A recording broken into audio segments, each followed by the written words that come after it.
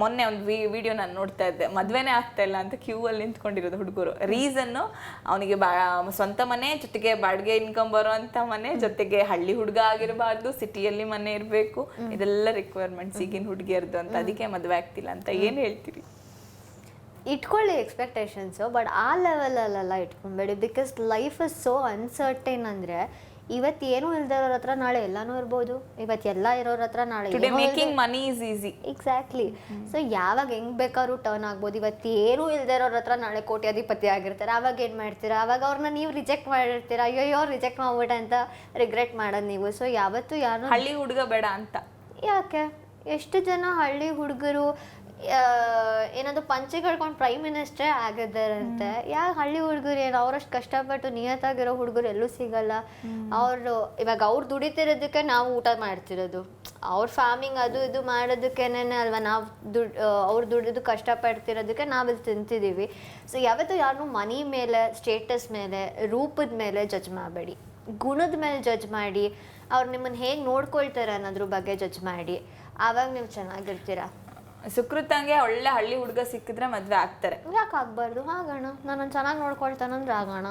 Okay, interview ಆದ್ಮೇಲೆ ಈಗ ಜಾಸ್ತಿ ಪ್ರಪೋಸಲ್ ಬರ್ಬೋದು. ಪ್ರಪೋಸಲ್ ಬರ್ತಾ ಇದೆಯಾ ಹೇಗೆ ಸುಕೃತ ಮನೆಗೆ? ನಮಗೆಲ್ಲ ಯಾರು ಬೀಳ್ತಾರೆ? ಸೀರಿಯಸ್ಲಿ ನಮಗೆಲ್ಲ ಯಾರು ಬೀಳ್ತಾರೆ? ಅವ್ರುಗಳು ಏನು ಅನ್ಕೊಂಡಿರ್ತಾರೆ ಗೊತ್ತಾ? ಎಲ್ಲರೂ ನೋಡಿ ಅವ್ರಿಗೆ ಯಾರೋ ಬಾಯ್ ಫ್ರೆಂಡ್ ಇರ್ಬೋದೇನೋ, ಕಮಿಟ್ ಆಗಿರ್ಬೋದೇನೋ ಅಂತ ಅನ್ಕೊಂಡಿರ್ತಾರೆ. ಬಟ್ ಆ ಥರ ಎಲ್ಲ ಏನು. ಯಾವ್ದಾದ್ರು ಕ್ರೇಜಿ ಪ್ರಪೋಸಲ್ ಆಗಿದೆ ನೆನಪಿದ್ಯಾ ನಿಮ್ಗೆ? ಡೈರೆಕ್ಟಾಗಿ ನಮ್ಮ ಅಮ್ಮ ಹತ್ರನೇ ಬಂದ್ಬಿಟ್ಟು ಮದುವೆ ಮಾಡ್ಕೊಡಿ ಅಂತ ಕೇಳಿದ್ರು. ಸೊ ಅದೆಲ್ಲ ಆಗಿದೆ. ನೀವು ಕನ್ಸಿಡರ್ ಮಾಡಿದ್ರ? ಇಲ್ಲ. ಅವಾಗ ಎಷ್ಟು ಪ್ರಪೋಸಲ್ ಬಂದಿರ್ಬೋದು ಒಂದು ಅಂದಾಜು ಇಲ್ಲಿ ತನಕ? ಲೆಕ್ಕ ಇಟ್ಟಲ್ಲ, ಬಟ್ ಬಂದು ಹೋಗಿರುತ್ತೆ. ತುಂಬಾ ಏನು ಜಾಸ್ತಿ ಅಂತಾನೂ ಇಲ್ಲ. ಬಿಕಾಸ್ ನಾನು ಅದಕ್ಕೆಲ್ಲ ಎಂಟರ್ಟೈನ್ ಮಾಡ್ತಿರ್ಲಿಲ್ಲ. ನಾನು ಪಾಡಿಗೆ ನಾನು ರೋಡಲ್ಲಿ ಹಿಂಗೆ ತಲೆ ಬಗ್ಗಿಸ್ಕೊಳ್ಳೋರೆ ಮನೆ ಬಂದಾಗಲೇ ಹಿಂಗೆ ತಲೆ ಎತ್ತುತ್ತಿತ್ತು. ಸೊ ಅದಕ್ಕೆಲ್ಲ ನಾನು ಎಂಟರ್ಟೈನ್ ಮಾಡ್ತಿರ್ಲಿಲ್ಲ. ಆ್ಯಂಡ್ ಯಾರು ಹೇಳಿದ್ರೆ ನಾನು ಯಾವಾಗಲೂ ಥ್ಯಾಂಕ್ ಯು ಹೇಳ್ತೀನಿ. ಬಿಕಾಸ್ ಅವ್ರು ನಿಮ್ಮನ್ನು ಇಷ್ಟಪಡ್ತಿದ್ದಾರೆ ಅಂದರೆ ಇಟ್ಸ್ ಅ ಖುಷಿ ವಿಷಯ. ಥ್ಯಾಂಕ್ ಯು ಅಂತ ಹೇಳಿ, ಹರ್ಟ್ ಮಾಡಬೇಡಿ. ಫೈನಲಿ ನಿಮ್ಮನ್ನ ಇವತ್ತು ಸುಕೃತ ಆಗಿ ರೆಕಗ್ನೈಸ್ ಮಾಡ್ತಾ ಇದ್ದಾರೆ, ನಿಮಗೆ ಇಷ್ಟೊಂದು ಪ್ರೀತಿ ಕೊಡ್ತಾ ಇದ್ದಾರೆ. ಸೊ ನೀವು ಮಾತಾಡುವಂಥ ಶೈಲಿನೇ ಇಷ್ಟಪಡ್ತಾರೆ. ಏನು ಹೇಳ್ತೀರಿ ನಿಮ್ಮನ್ನು ಪ್ರೀತಿ ಮಾಡುವಂಥ ಜನರಿಗೆ? ನಾನು ಲೈಕ್ ಇದು ಲೈಫ್ ಟೈಮ್ ಋಣ ಅಂತ ಹೇಳ್ಬೋದು ಭೂಮಿಕಾ. ಬಿಕಾಸ್ ಎಲ್ರಿಗೂ ಸಿಗಲ್ಲ. ಅಷ್ಟು ಜನ ನನ್ನನ್ನು ರೆಕಗ್ನೈಸ್ ಮಾಡ್ತಾರೆ, ಪ್ರೀತಿಯಿಂದ ಬಂದು ಮಾತಾಡಿಸ್ತಾರೆ, ಒಂದು ಫೋಟೋಗೋಸ್ಕರ ಕಾಯ್ತಾರೆ, ಇಲ್ಲಾಂದರೆ ಬಂದು ಮಾತಾಡ್ಸೋಕ್ಕೋಸ್ಕರ ಕಾಯ್ತಾರೆ. ಅವರಲ್ಲಿ ಏನು ಈ ಸೆಲ್ಫ್ಲೆಸ್ ಲವ್ ಅನ್ನೋದು ಹೇಳ್ತೀವಲ್ಲ, ಆ್ಯಕ್ಚುಲಿ ಇರೋದದು ನಮ್ಮನ್ನು ಇಷ್ಟು ದೂರ ಬೆಳೆಸಿರೋರಿಗೆ.